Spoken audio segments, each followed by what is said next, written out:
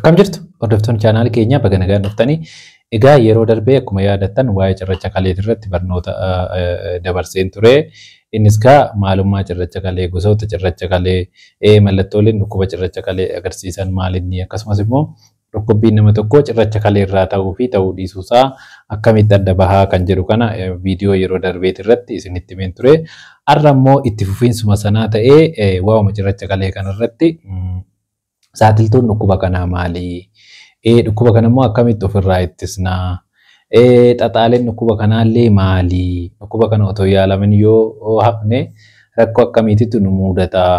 Wantoota jedhan kana fi yaalli isaatirree maal fakkaata? Ogummaatiin yaalli waan kanaatirree maal fakkaata kan jedhu kana isinitti mufan dhufe. Kutaan kun kutaa dhumaati. Waa'ee cirracha kaleetiin wal qabatee kutaa dhumaati. Waa'ee dhukkuba kanaa xiqqoo bal'aa waan ta'eefan bakka lamatti qoodee isinii qopheesse.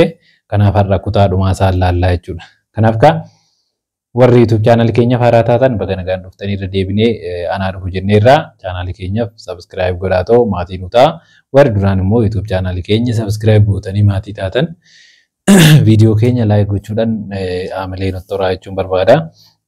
Kanatti aansuudhaan kallattumaan gara mata duree irra qabadhee dhufeettan isin dabarsaa. Innis gamaa irraa jalqaba. What's the risk factors? Yookaan immoo dhukkuba cirracha kalee kanaaf saaxiltuun maalinni? Maaltu nama dhukkuba kalee kanaaf dhukkuba cirracha kalee kanaaf maaltu nama saaxilaa kan jedhurraan jalqabaa jechuudha.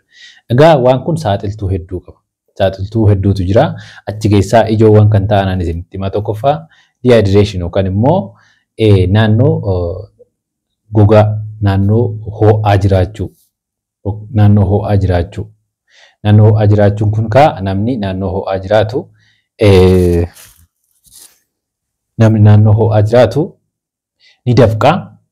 Namni sun ni dafqaa. Akkasumas immoo bishaan illee sirriitti yoo dhuguu baate dehydrate ta'a jechuudha. Kanaaf naannoo ho'aa namni jiraatu waan kanaaf ni saaxilama nama kaan caalaa. Inni biraan dhangala'aa gahaa fudhachuu dhabuudha. Asuma dehydration kana jalatti dhangala'aa gahaa fudhachuu dhabuu, bishaan sirriitti dhuguu dhabuu, bishaan dhabamee isaa ta'u, bishaan otoo behavior godhachuu dhabuu yookaan immoo bishaan dhuguu amaleeffachuu dhiisuurraa isaa ta'u, garuu bishaan gahaa dhuguu dhiisuunis dehydration kana jala jira.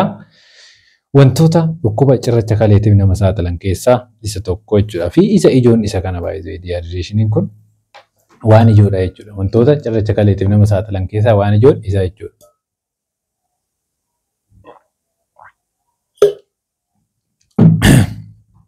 Isadha. Lammaffaan haala nyaataati. Haala nyaataati. Nyaatonni tokko nyaatonni waan kanaaf nama saaxilaa ni jiru. Qorannoon akka agarsiisutti innis tokko excess salt yookaan immoo soogidda baay'inaan namoota fayyadaman keessatti baay'ee cirrachi kalee kun ni hammaata. Namoota soogidda baay'isanii fayyadaman keessatti nama kaan caala carraan dhukkuba cirracha kaleetiin qabamuu isaanii guddaadha jechuudha. Akkuma soogidda baay'isuun dhukkuba kalee biraatiif illee nama saaxilu, cirracha kaleetiif illee nama saaxilaa jechuudha. Inni biraan nyaata akka qoosxaa fa'a.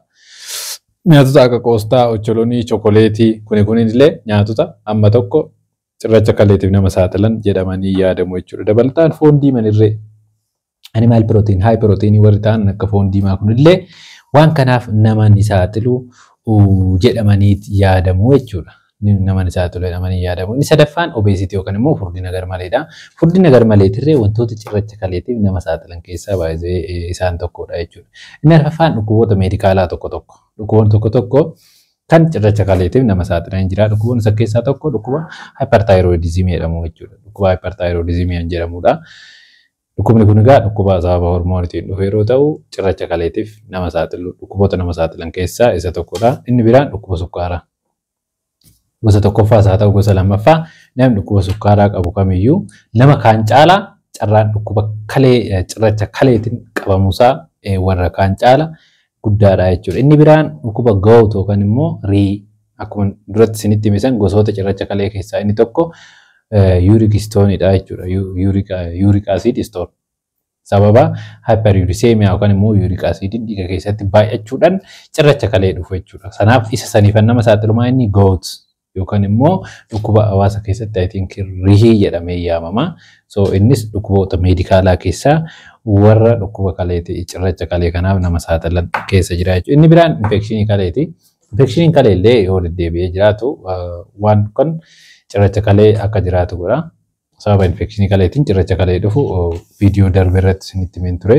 Kanaaf infekshiniin wantoota cirracha kaleetiif nama saaxilan keessaa isa tokko jechuudha. Inni shanaffaa faamilii histiriidha. Faamilii histirii. Kana jechuun maatii keessa yoo jiraate cirrachi kalee namni qabu maatii keessa yoo jiraate ijoolleen maatii isaanii carraan cirracha kalee qabaachuu isaanii kan nama kaanii itii olii jechuudha. Carraan cirracha kaleetiin qabamuu isaanii kan nama kaanii caalaa jechuudha. Inni jaaffaan qorichoota tokko tokko. Qorichoota tokko tokkorree waan kanaan nama saaxilan jiru. Fakkeenya qoricha HIV/AIDS yookaan ART. Akkasumas immoo qorichoota dhukkuba biraatiif fudhataman akka diureetiksii yookaan lup diureetiksii ispeeshaalii diureetiksii keessaa lup diureetiksii warra jedhaman yookaan immoo warra dhukkuba garaagaraatiif keessattuu dhukkuba kalee kana mataa isaatiif dhiibbaa dhiigatiif akkasumas immoo dhukkuba onneetiif kennama qorichi kuni. Achi keessaa qoricha laasiksii jedhamu mataan isaa waan kanaaf nama saaxiluu danda'a jechuudha. Inni biraan haala qilleensa ho'aa keessa jiraachuu duratti isinii tuqeen jira. Haala qilleensa ho'aa keessa jiraachuun illee waan kanaaf namni sun akka hurkee dafqee dhangala'aan qaama isaa keessaa baay'atee bahee fincaan nama sanii akka cuunqa'u godha waan ta'eef cuunqa'u fincaaniitii tokko duratti seensa irratti isinitti himeen ture. Fincaan nama yoo cuunqa'u carraa kanaaf saaxilamuu qaba waan ta'eef nama naannoo ho'aa keessa jiraatu. Akkasumas immoo dhumarratti ol daree yookaan immoo namni umuriin isaallee achi siqee nama kaan caalaa waan kanaan carraan qabamuusaa guddaadha jechuudha. Kanaaf kunniin egaa saaxiltoota wanta kanaati.